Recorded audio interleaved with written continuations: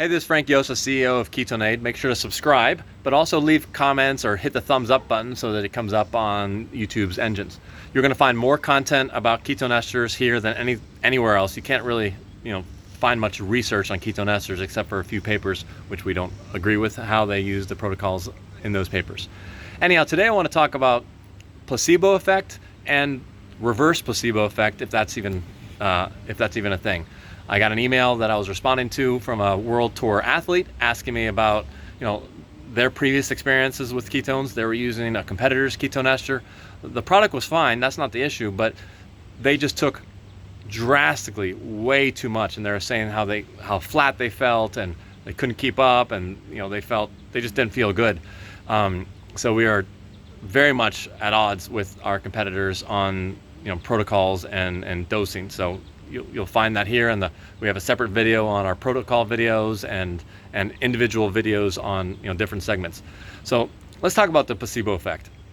I think the placebo effect is huge. Your mind plays a huge role in all of this, and if we had one athlete, not a professional athlete, she got the ketone ester, and I saw her on Instagram saying that she was going to down it, she was ready to go, she was excited, and she just tore off. And I tried to text her saying, slow down, you're having this false sense of just excess energy, and you're just gonna, it's like this nervous energy and adrenaline type energy. And sure enough, she got the message after she stopped, and she laughed because she completely bonked. She went out way too fast. We've had that a few times. Someone does a 20-minute their own little time trial, and they said that it was 30 seconds slower than my best or 30 seconds slower than normal. And then when you actually look at the numbers, they went out way too hard, and then they died. So you really want to keep in mind that this should work more towards the end of a race, less lactic acid. Ketone ester, ketones itself, can make no lactic acid. So as opposed to glucose, which is more of a dirty fuel. So you really have to watch out for the placebo effect of going out too fast. So manage expectations, start slow, with a low amount, and expect nothing, and increase it from there, so you can kind of get used to what that feeling is. So there can also be the reverse placebo effect, where someone is just disgruntled, thinking that it's a scam, and just like, I don't want to spend money on this. And one guy, he took 1/12 of a bottle, and he was testing his blood ketones, and it went down 0.2, and he was all mad. And we have separate videos on why your blood ketones might not have risen. For him, he was a large person taking 5 mLs. I mean, it's just a tiny amount. The margin of error of the ketone meter, I won't go into all of that, but he was, pretty disgruntled. So I asked him, okay, great, one thing is the numbers, but how was your workout?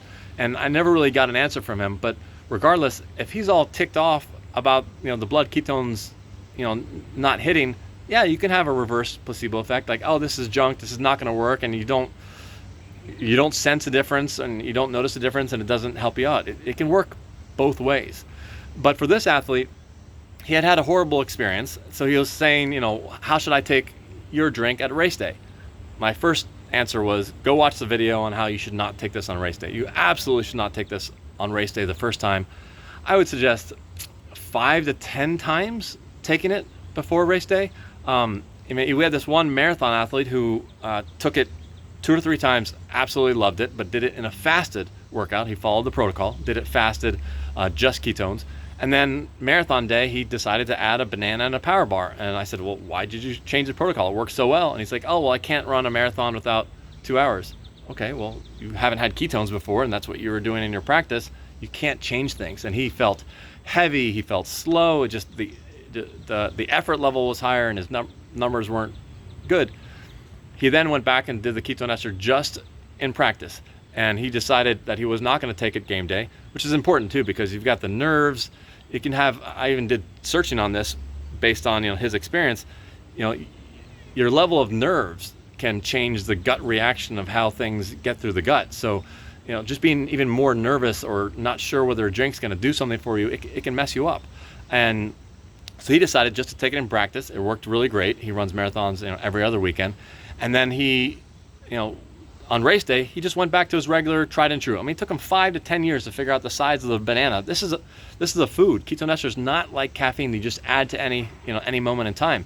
So he went back to his tried and true that he's comfortable with, confident in, and he said that he hit an 18-month PR on a course that should not have been fast, and he was hanging with the Kenyans, and it felt much more effortless. And he's like, could the ketones still be in my system? I said, no, you worked out with it, and it helped your recovery and built actual muscle, so you're just significantly more recovered. You just felt more fresh, like you might taper, for an Olympic event. So everyone's focused on race day. I would not focus so much on race day. Focus on getting used to it throughout the week or two before race day, and maybe not even use it race day. We also recently have come to understand that there might be a benefit of a loading period. So taking it multiple days has to do with the enzymes in your system being able to break down and utilize the beta hydroxybutyrate. Otherwise, it might be this foreign substance that it's just not used to using as a fuel. And we've even had multiple people report that 10 or 15 minutes after taking the ester for the first time, it kind of feels like their body's going in a strange gear, kind of not going backwards, but just strange, they said. And then the ketones kind of kicked in, and it was good after that. So we do think that you should load it multiple days before. One great way to do it is actually before sleep. Very easy. Take anywhere from 5 mLs to 10 mLs for men and half that for women immediately before bed. If you're worried about it, you don't want to mess up your sleep, so go ahead, just take half and just expect nothing, and the next day you can increase it. And people have reported more deep sleep. But you're getting the ketones in your system. You might be building more enzymes. We haven't proven this. This is stuff that would take 5 or 10 years of science to figure out. But so yeah, definitely don't do it game day. People are focusing way too much on game day. If you're doing a multi-day game day, then great. Do it after your event, so it's not going to mess around with your brain, and then that will help with recovery, for the next day. Make you feel on day 2 and 3 as if you're back to day 1. That is the ideal, goal. But again, you want to try that on your hard workouts, but you also want to do it on your regular workouts, so you get used to the fuel source.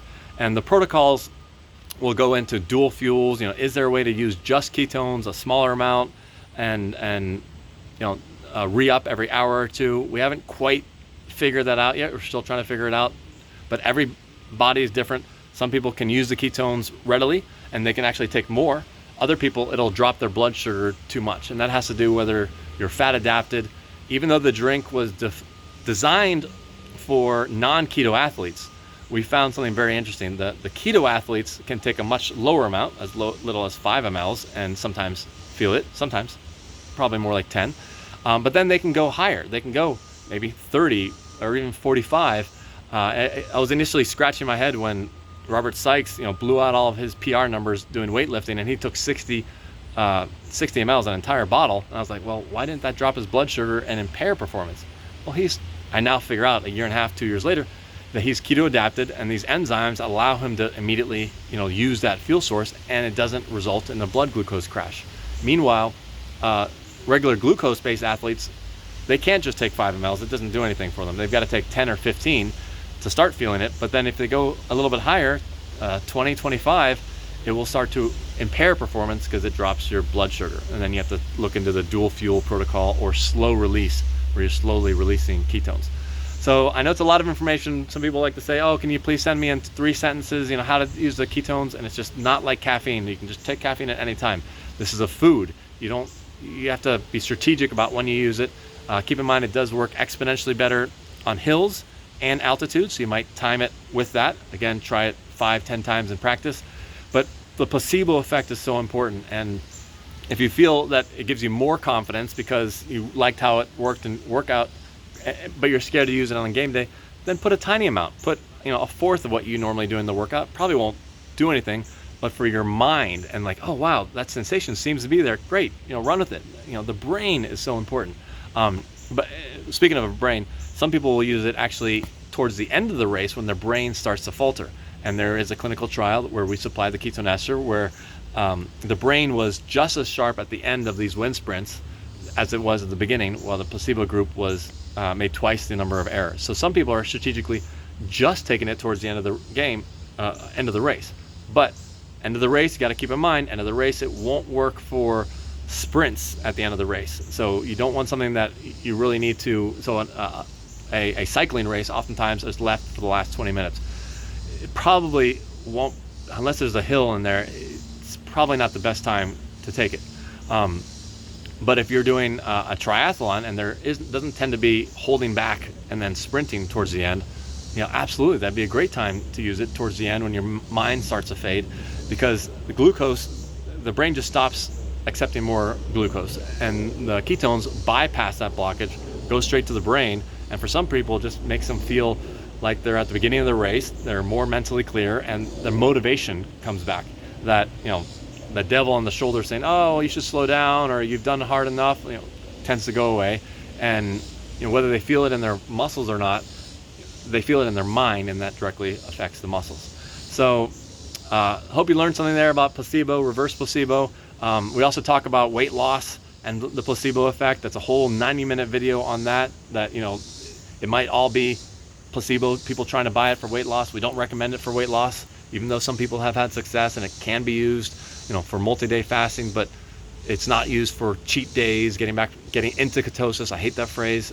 So email me directly if you have any questions, frank@ketoneaid.com. But even better, just post it in the comments what you've learned or a question you might have, so I can reply and allow other people to see it. We also have a Facebook group, so go to ketoneaid.com, and at the top you've got hit the community button, and we've got 1,500 people sharing different ways that they use ketone ester. And that's it. Thanks a lot. Make sure to thumbs up and subscribe.